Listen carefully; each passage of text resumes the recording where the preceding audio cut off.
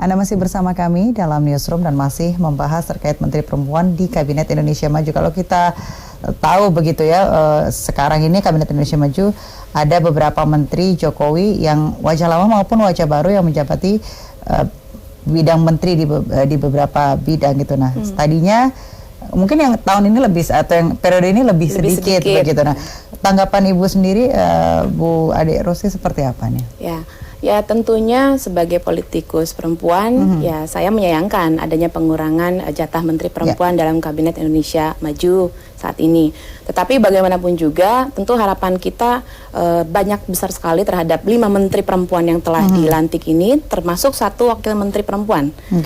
Oleh karena itu, saya rasa dengan kolaborasi antara 5 Menteri Perempuan dan 1 Wamen, ini mudah-mudahan bisa menyelesaikan isu-isu yang sekarang ini terjadi. Contoh misalnya isu tenaga kerja wanita migran, di mana sebetulnya isu tersebut cocok sekali nih dilakukan oleh kolaborasi 3 menteri, Menteri Luar Negeri, Menteri Tenaga Kerja, dan Menteri Perlindungan Perempuan.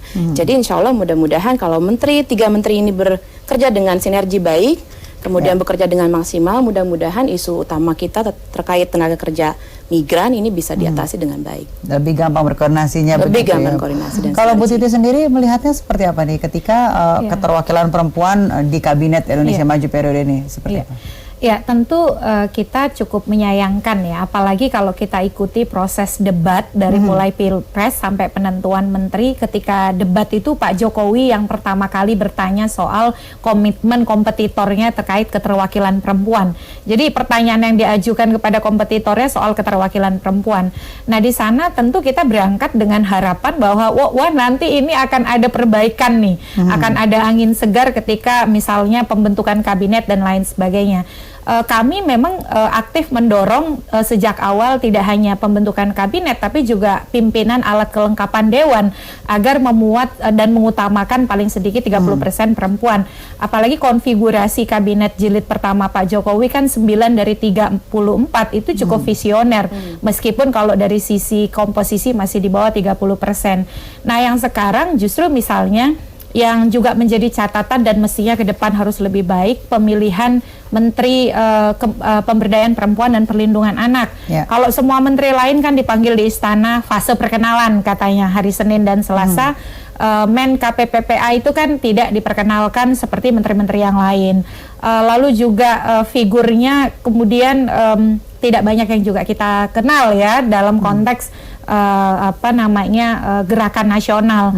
Lalu juga beberapa menteri yang sebenarnya kita harapkan diisi kembali oleh perempuan, dan memang sebelumnya juga perempuan kinerjanya juga cukup baik. Misal Kementerian Kelautan dan Perikanan itu kan juga berganti begitu.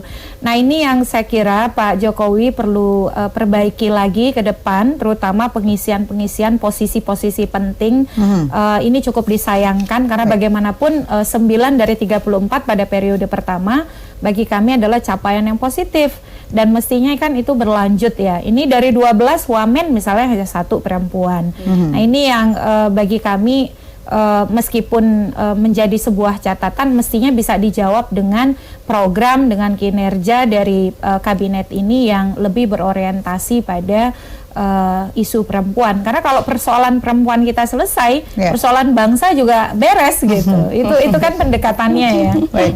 Bu Ade, ini kalau melihat bahwa penempatan menteri wanita begitu pada Kabinet Indonesia Maju ini terbilang kan sedikit atau berkurang dari sebelumnya.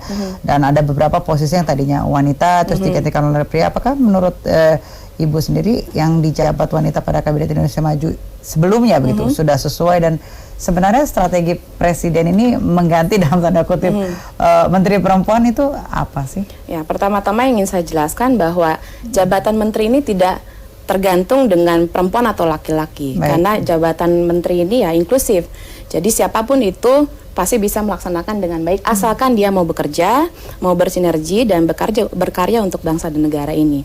Tetapi memang halnya misalnya di Menteri Kelautan, kita tahu dulu Menteri Susi ini sangat populer sekali di mata masyarakat. Tetapi ya saya rasa dengan digantinya Menteri Susi dengan menteri laki-laki, saya rasa ini tidak ada hal yang berubah. Yang penting bagaimana menteri yang sekarang, walaupun itu laki-laki ataupun perempuan, bisa memaksimalkan ya tadi program-program responsif gender, termasuk dalam penganggaran dan juga termasuk juga pengaruh utamaan gender. Jadi saya rasa sih itu tidak ada masalah antara menteri laki-laki atau menteri perempuan. Ya, kalau Bu Titi sendiri melihatnya seperti apa, Bu? Iya, kenapa kemudian kehadiran perempuan menjadi penting? Ya. Kalau dari sisi jumlah saja, misalnya kalau dari sisi jumlah, kenapa sih jumlah masih dianggap penting? Karena ada pesan yang sangat tersurat, tidak hanya tersirat ya, tapi juga tersurat.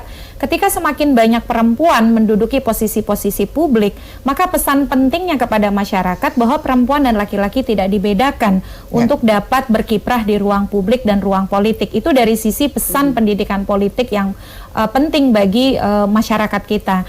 Nah, yang kedua dari substansi persoalan ya. Bagaimanapun banyak persoalan-persoalan dari posisi-posisi menteri yang akan kita isi ini berkaitan dengan kepentingan perempuan. Kalau kita bicara soal isu perempuan, mengapa saya mengatakan kalau isu perempuan bisa kita tuntaskan, maka persoalan-persoalan mendasar pun bisa. Karena sesungguhnya persoalan perempuan itu adalah persoalan yang multidimensi, multi aspek. Misalnya kalau kita bicara soal tingginya angka kematian ibu melahirkan, nah itu akan berkorelasi dengan banyak hal. Misalnya dengan persoalan infrastruktur, persoalan kesehatan, persoalan fasilitas, lalu pendidikan dan lain sebagainya. Maka perspektif itu yang diperlukan. Jadi bukan hanya keterwakilan fisik perempuannya ada, tapi perspektif memang dalam banyak hal itu tidak tergantikan. Nah, misalnya dulu kan menteri kita perempuan ya, makanya isu stunting dan lain sebagainya itu relatif bisa pendekatannya itu lebih holistik. Sekarang digantikannya kan menterinya laki-laki. Walaupun perspektif bisa ada di laki-laki, bisa ada di perempuan, tetapi pemahaman penguasaan itu dalam beberapa isu memang tidak tergantikan.